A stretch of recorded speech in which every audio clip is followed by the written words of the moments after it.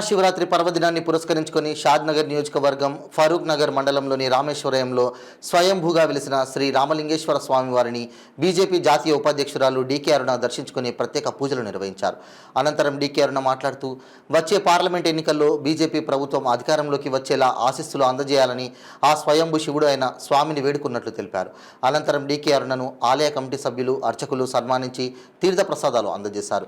అలాగే అంతర్జాతీయ మహిళా దినోత్సవం సందర్భంగా మహిళలందరికీ పేరు పేరున అంతర్జాతీయ మహిళా దినోత్సవ శుభాకాంక్షలు తెలియజేశారు. ఈ కార్యక్రమంలో బీజేపీ రాష్ట్ర కార్యవర్గ సభ్యులు అందే బాబయ్య, బీజేపీ నాయకులు, కార్యకర్తలు తదితరులు పాల్గొన్నారు.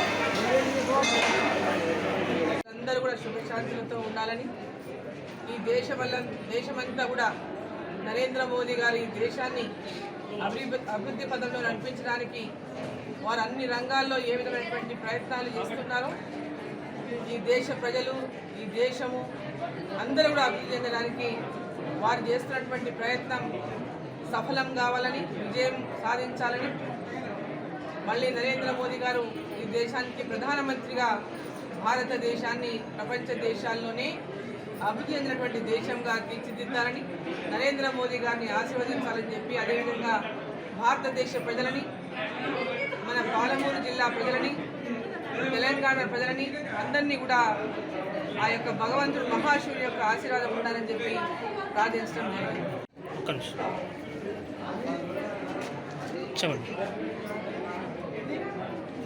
మహాశివరాత్రి సందర్భంగా అందరికీ, అన్న తమ్ములకి, అక్క చెల్లెలకి, పెద్దలకి, చిన్నలకి అందరికీ కూడా మహాశివరాత్రి శుభాకాంక్షలు. ఈరోజు మహాశివరాత్రి సందర్భంగా ఇక్కడ షాద్నగర్ నియోజకవర్గం, అసెంబ్లీ నియోజకవర్గం రామలింగేశ్వర స్వామి యొక్క ఆలయంలో మన మహాశివుని దర్శనం చేసుకొని మనకి అభిషేకం చేసి మరి వారి ఆశీర్వాదం కోసం నరేంద్ర మోదీ గారు మళ్ళీ దేశానికి ప్రధానమంత్రిగా అవుతారు.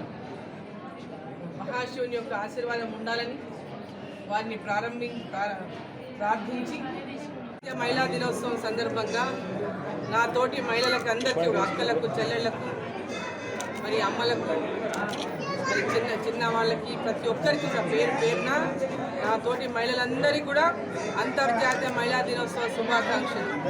ఈరోజు నరేంద్ర మోదీ గారి యొక్క పాలనలో మహిళలకు లభిస్తున్నటువంటి గౌరవం రాజకీయాల్లో కానీ, అదేవిధంగా అన్ని రంగాల్లో కానీ, వారి స్వతహాగా పరిశ్రమలు నెలకొల్పుకోవడంలో కానీ, పొదుపు సంఘాల మహిళలకు చిన్న వ్యాపారాలు చేసుకోవడానికి కానీ, అదేవిధంగా మహిళలను ఈరోజు మన దేశానికే ఈరోజు రాష్ట్రపతిగా ఉన్న